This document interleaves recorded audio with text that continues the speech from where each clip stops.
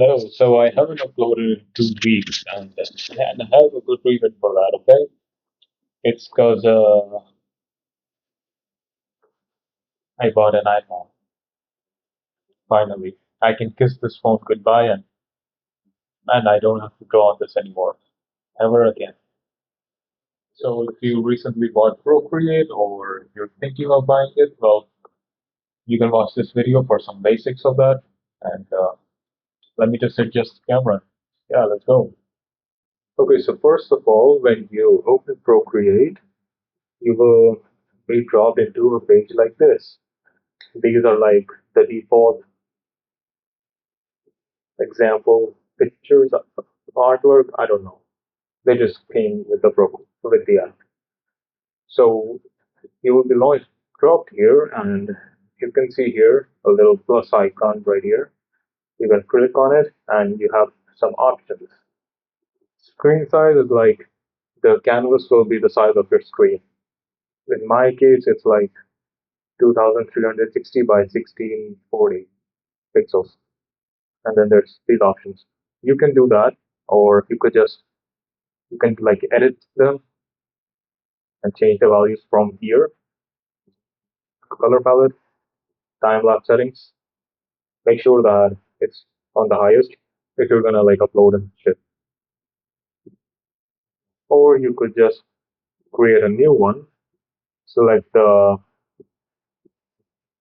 value from here, in this.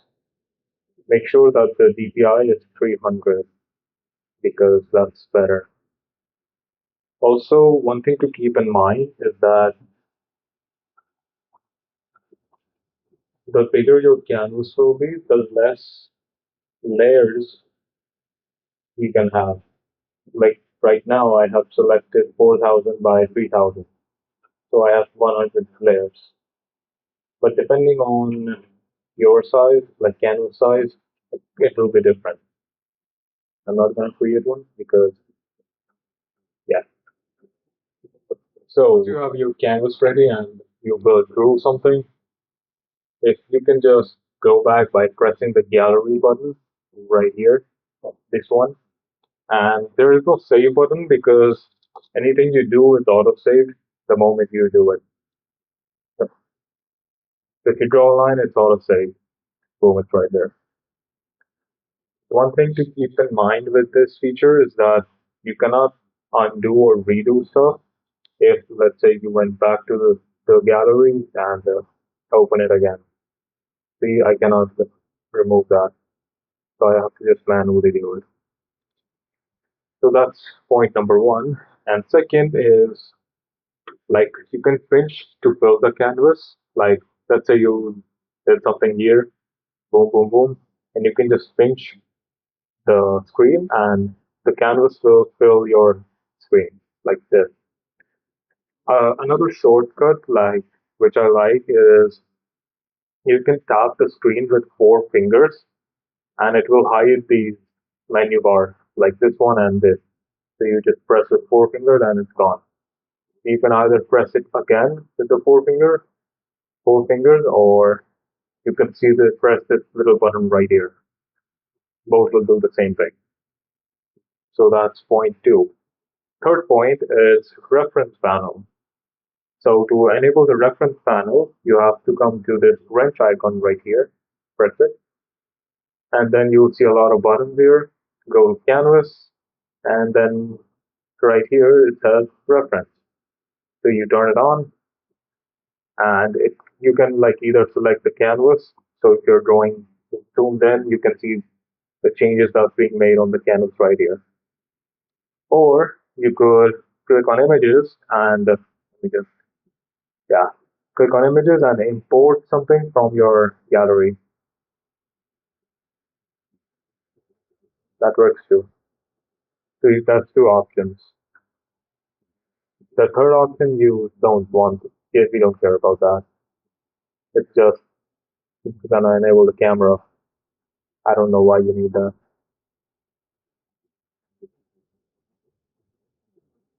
Okay, so fourth point is detachable color menu. So you see this black ball right here. If you click on that, it opens the color menu. So that's your color menu, okay? You will either be dropped to this classic one or this one. I don't know. Or the palette. So anything works. You can just grab it here. And yeah, it just detaches. So you can have it somewhere here for easy access. You do some color. You do this, boom, boom, boom. And you can just select easily without having to open the like coloring and opening the thing again. And to close it, you can just press this button right here. Boom.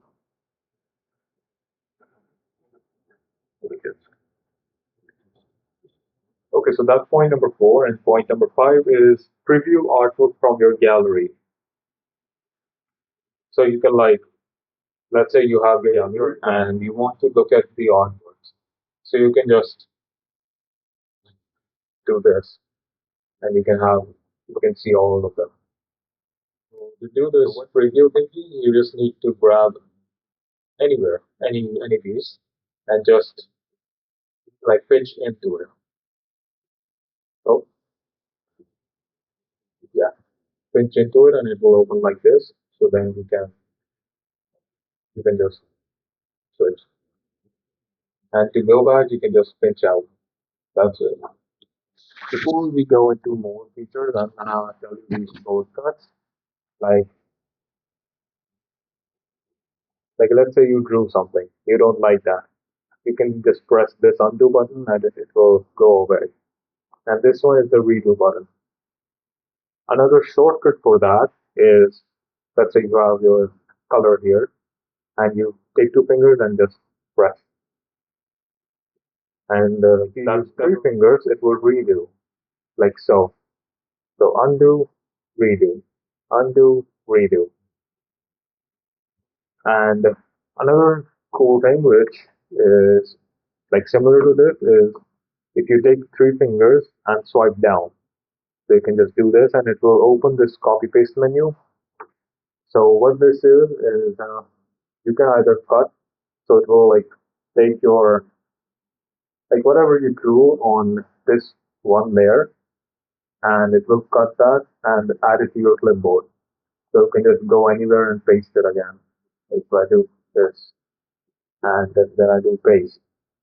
See, and you can do something like duplicate, which is anything you have on this particular layer, this one layer will be duplicated, like so.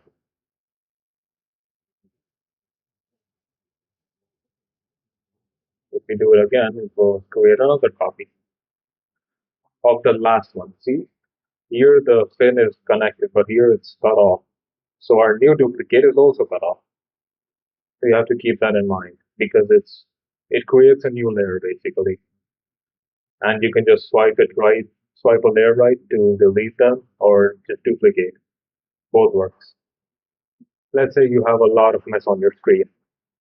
And if you take the eraser tool, yeah, it's inefficient, right?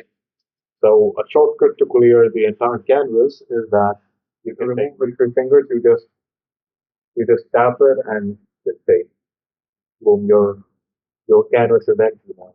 So next we have, I'm gonna teach you something like which is actually drawing and not just shortcuts. So let's say you're drawing a line. Let me just take this. Yeah, so let's say you're drawing a line and it goes like this, which is obviously not straight. So how can we make that straight? Either you just do it manually or ProCreate gives you an option for that, which is you just draw and you don't lift the pen at the end. You see that little notification? Yep. Now your line is straight. So now you can rotate it like so. And if you press with this finger, you can like rotate it at some angle instead of just going circularly. Yeah, if you want more, the same thing, which is like this straight line thing, is you can do this with multiple shapes. So if let's say you draw a circle, it's a bit weird, okay? It's not completely straight. So you can just do this, keep the pen touching, and this will create an ellipse, like so. This is an ellipse, not a circle. So to convert it into a circle, what you do is take your finger and just press it. Now it's a circle. May- Do remember that do remember you have to press with both the pen and the finger to create a circle, else it will just be an ellipse.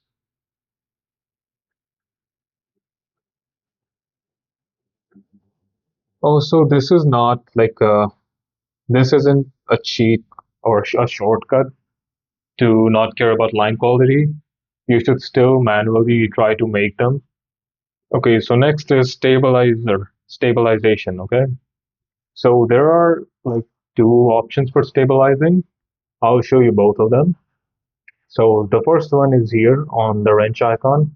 You click this, then you go to preferences, and then you come down here, select pressure and smoothing. One is here, this stabilization, and this is the pressure sensitivity. So on Apple devices, if you have the Pencil Pro, only that supports pressure sensitivity. So if you have that, then you can adjust that, or you could just copy this one. This one works best for me. If you don't have the pencil, like the Pencil Pro, if you have the normal one, the USB-C, then you can just manually adjust it. It's not that big of a deal. Okay, so the second method of stabilizer was here. So if you come here on the brush icon, here are all your brushes. So you can just click on this. This will open the settings. You will normally land here on this page. So you have to go to brush this stabilization, second number, and adjust these both. Around 60% should be good enough. So we do that. And now you can now see my the strokes are straight. And if I try to draw the circle, see, it looks kind of weird, like a jelly, but it works. Okay, next is assisted drawing. So it's basically like the if you've used another app, if you've used IBIS Paint, you it's called the symmetry tool and perspective. They're both like separately, but here it's in the same one. So to use these settings, you have to go to this wrench icon, then go to canvas settings, then click on drawing guide. So this will enable the second option, which is edit drawing guide. Click on it, and here you can see this new menu here. If you click on symmetry, this adds a symmetry line for you. You can rotate it with the green one, or you could just click options here and have it like 90 degrees or 180 degrees, whatever. Quadrant, radial. You can adjust the opacity of the line here. And perspective is it's depth. So we're gonna click on this assisted drawing. This feature is basically like it will force your lines to go exactly as the reference line of the feature. If you click perspective and do this, then now you have a vanishing point here. If I do this, as you can see, it's 2-point perspective. Now it's 3-point perspective. I am not going to use these because no. And if you see right here, there are the grid lines here for some reason. Okay, so the grid lines here, well, that's because we enabled drawing guide. So even if you disable it, it will go away. So another setting is called dynamic scaling. So that, what's What dynamic scaling is let's say you drew a line like this on the canvas, and then if you zoom in, notice how the line is significantly smaller than the bigger one. So the more you zoom, the smaller it will be, even though I'm applying the same pressure on all of them. So this setting, we don't want that. So come to the wrench icon, then click on Preferences, and select the third option, Brush Scaling. And just check if it's selected to canvas or screen. Make sure it's on canvas so that,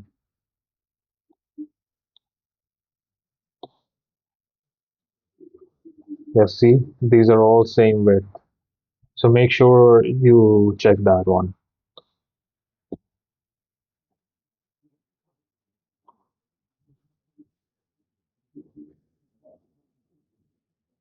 Okay, next we have on our list is brushing and erasing. Next is, let's say you drew something here, okay? Let's say it's a textured brush. Let me just, okay. Let's say it's a textured brush like this. And when you're drawing, you need to erase something with the same textured, with the same texture. I don't know why you want to do that, but just in case. It's an edge case basically. So to select that, just go over to the eraser and hold it. Now you see that notification? Now it's it has the same texture as erasing as it did for the pen.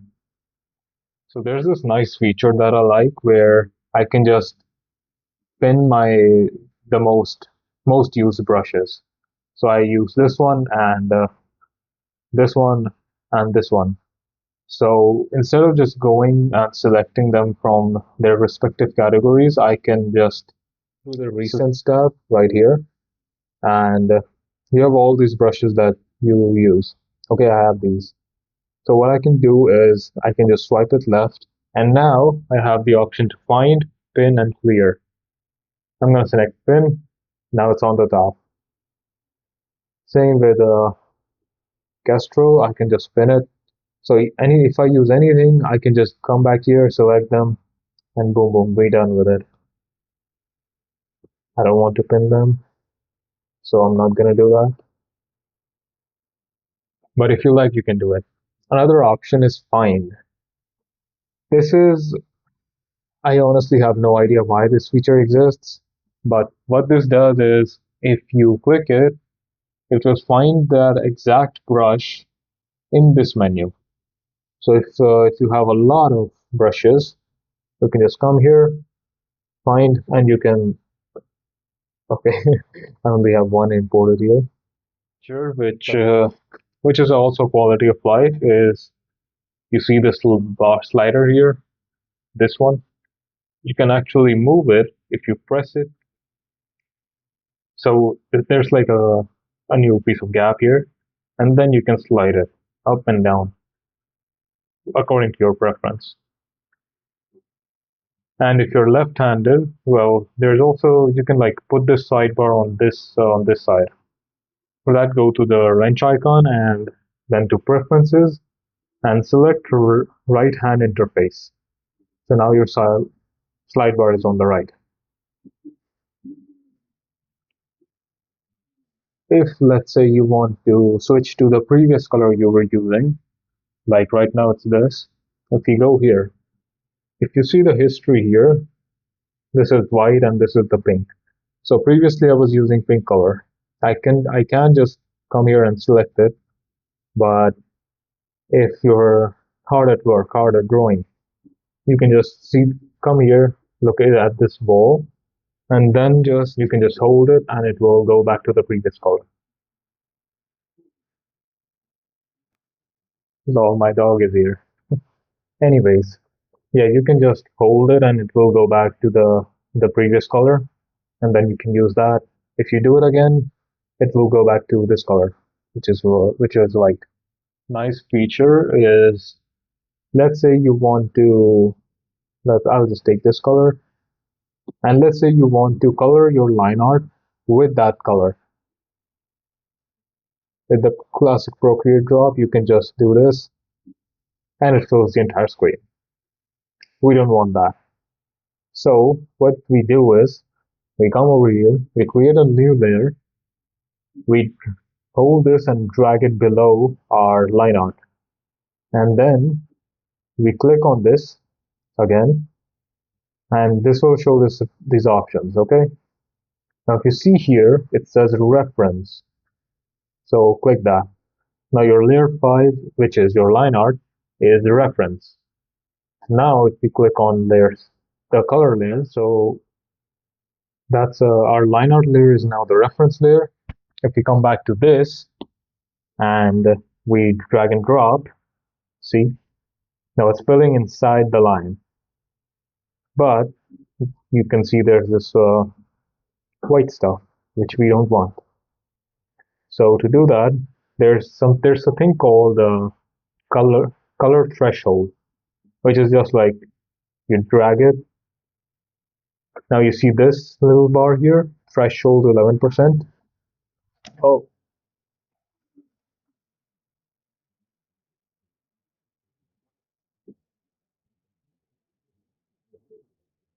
now you see this bar here, it says threshold, and if I move the pencil, it moves.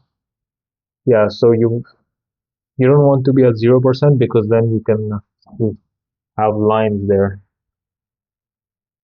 Yeah, so you want to increase the threshold until the shape is completely filled, but the color is not flowing out. So we don't want this. We will just stay right behind that line and drop. So if you're going like at normal speed, it will look like something like this. Boom, just like that.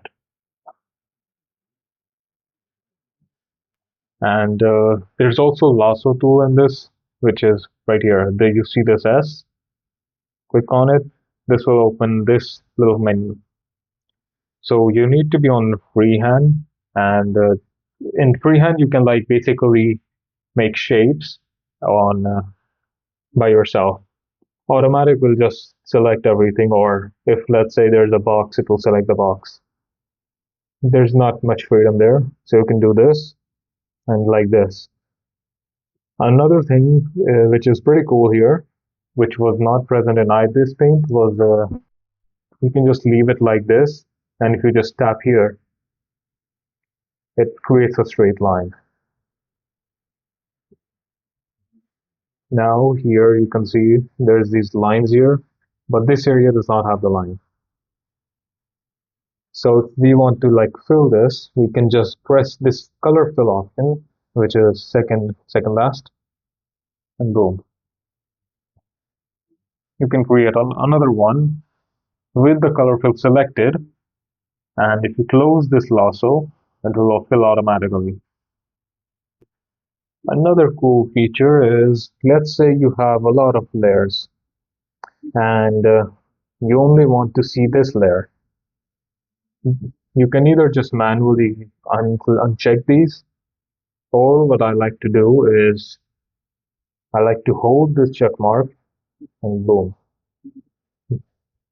This is particularly helpful if you have a lot of layers.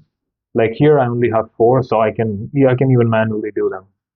But if you have, let's say, 50 layers, so then this will be helpful. You can just hold this and it will show. Oh, okay. You know how you can change the opacity of a layer?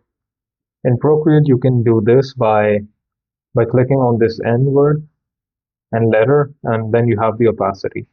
You can either use this slider, or you guessed it, there's a shortcut for that. For that, you just take 2 fingers and you press on the layer, like so, and now that gives you this. Take your pencil or your finger, doesn't matter, and you could just slide on the canvas, and it will change the opacity.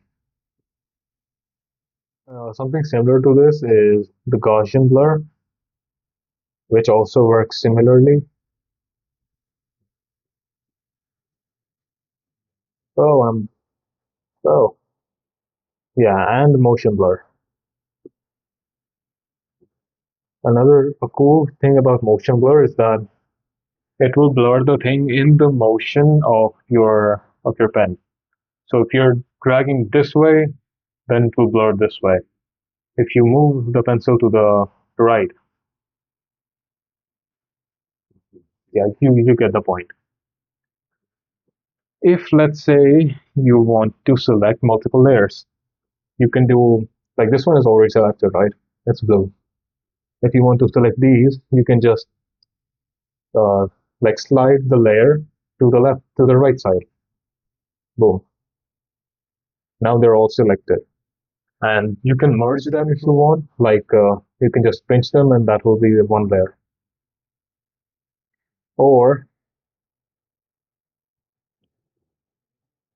yeah, they were you can just pinch them and that's one layer now. So if you slide it to the left, you can see these three options. If you select on the lock one, it will lock your layer. So basically you cannot once a layer is locked, you cannot draw on it. It gives this warning. Lock layer selection. So this is pretty cool if you don't want to, it's so that you don't accidentally draw on another layer. Okay, so next on our list is layer management. If you come here, that's your layers. And to merge layers, I already showed you, you can just pinch them. But let's say you want to create a folder, a group for them there, for those layers. So yeah, so once you have these selected, you can just click on this layers, like this arrow next to it. It will bring a pop-up, and then you can just select group. Don't select merge. That will combine all the layers. You need to select group, and now they're in one group. You want to duplicate some layers. Okay, you can either duplicate the a single layer like I showed you with this right here, or if you want to do multiple layers, you can just select them, hold, and just drag them onto the canvas, and now they're duplicated. There's another cool thing that you can do with this is, let's say, boom, you have these three layers. You can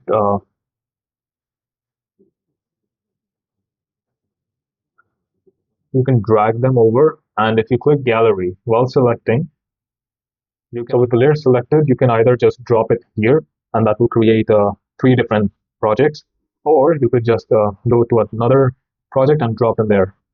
So this will add them to a different project, which is pretty cool. I've never heard of this before. Okay, next feature. If you click on this mouse cursor thing, that's the transform panel, and it will open here. So if you selected uniform, you can uniformly scale the images or your artwork. Freeform is something similar, but it's like it won't uniformly do it. It will be like this. It will not uniformly scale. So watch out for that.